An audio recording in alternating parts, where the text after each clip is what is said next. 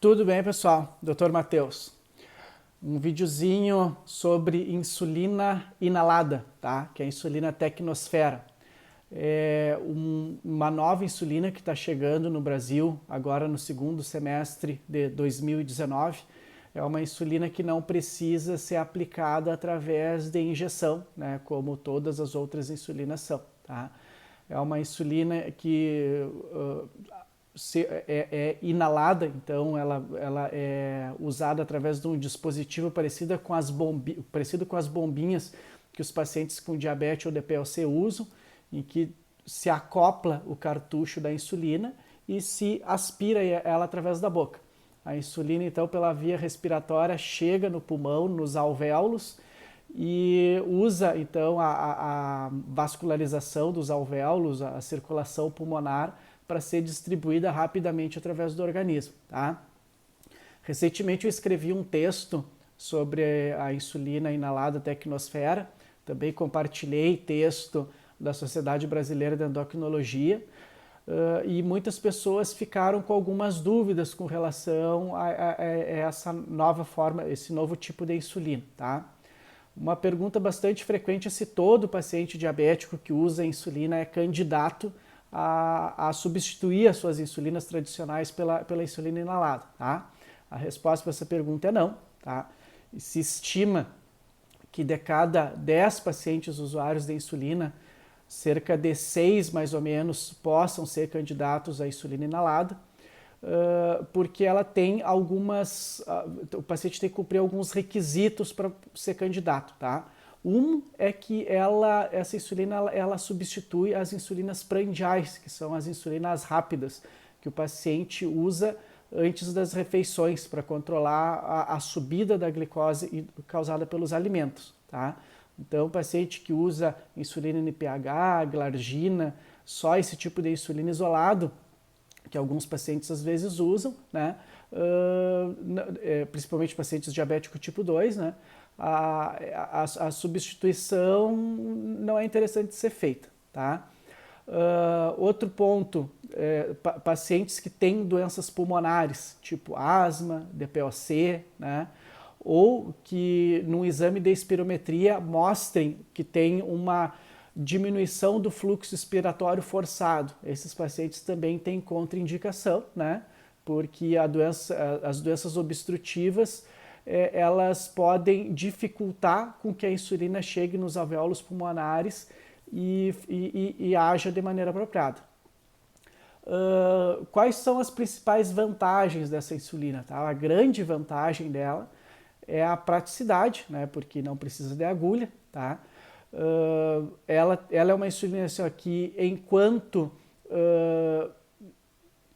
está armazenada, ela fica dentro da geladeira como as outras insulinas, né?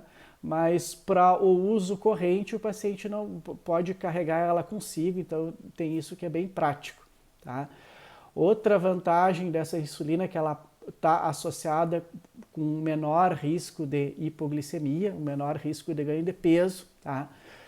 Mas nos estudos esse menor risco de hipoglicemia, menor risco de ganho de peso está associado na balança, quando a gente for pesar, né, com uma menor chance de atingir valores mais baixos de glicada, né? Então, é uma insulina que, quando comparado ao tratamento tradicional, às vezes é mais difícil de fazer o ajuste fino da dose, né? E diminuir a glicemia de uma forma a não expor o paciente ao risco de hipoglicemia, tá? E isso tem uma explicação.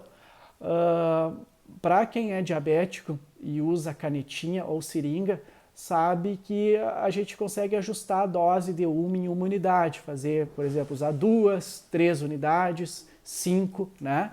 A insulina inalada, as doses são múltiplos de 4, então tem cartucho de 4, de 8 e de 12, né?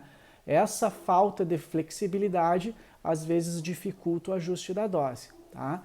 Outro problema da insulina inalada é que ela parece ter diferente da insulina convencional, ela parece ter uma dose máxima, né? Então alguns pacientes eles chegam num teto de dose e tu aumenta a dose dela e parece que o efeito não tem mais efeito adicional, né? Então, alguns pacientes podem não ficar totalmente bem compensados com esse tipo de insulina, tá?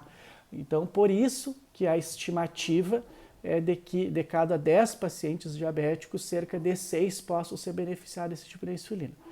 Ela já está disponível nos Estados Unidos há alguns anos, né? E ao contrário do que você possa imaginar, ela não vende mais do que a insulina injetável, né? Então, talvez por essas limitações ainda associado ao custo, se a gente for só transformar o custo dela nos Estados Unidos em reais, né, o preço por mês de tratamento ficaria na casa, como eu disse, uma transformação direta, né? A gente não sabe como é que vai funcionar impostos, como é que vai funcionar benefícios da empresa farmacêutica, né? Mas se a gente pegar só o preço quanto ela custa agora nos Estados Unidos e transformar em reais, o tratamento ficaria na casa de 400 a 1.500 reais, né? Um tratamento de alto custo. Tá certo? Outro problema da insulina, né? Ela se associa pode estar associada com tosse. Não é um efeito causado pela insulina, mas pelo veículo dela, né? Parece que pode irritar a via aérea de algumas pessoas, então metade das pessoas acaba tendo tosse. Felizmente é um sintoma que à medida que o paciente vai usando tende a passar, né? Mas algumas pessoas às vezes precisam suspender o uso porque a tosse fica muito incômoda, né? Outra coisa, o paciente que usa esse tipo de insulina precisa fazer avaliação da função pulmonar de tempos em tempos, né? Porque alguns estudos mostraram que o uso contínuo da insulina se associa com uma redução pequenininha da capacidade respiratória, né, à medida que o tempo vai passando. Então isso aí precisa ser monitorado de tempos em tempos, tá? Outro receio é com relação à neoplasia, né? Então a insulina ela é um agente que pode estimular o crescimento celular, né?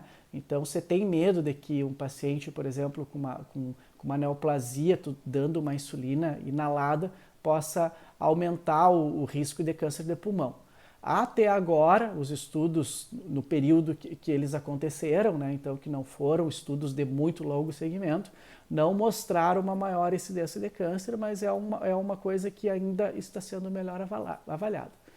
Tá certo, pessoal? Então, eu acho que essas eram as principais dúvidas que eu percebi nos comentários dos textos que eu postei, né?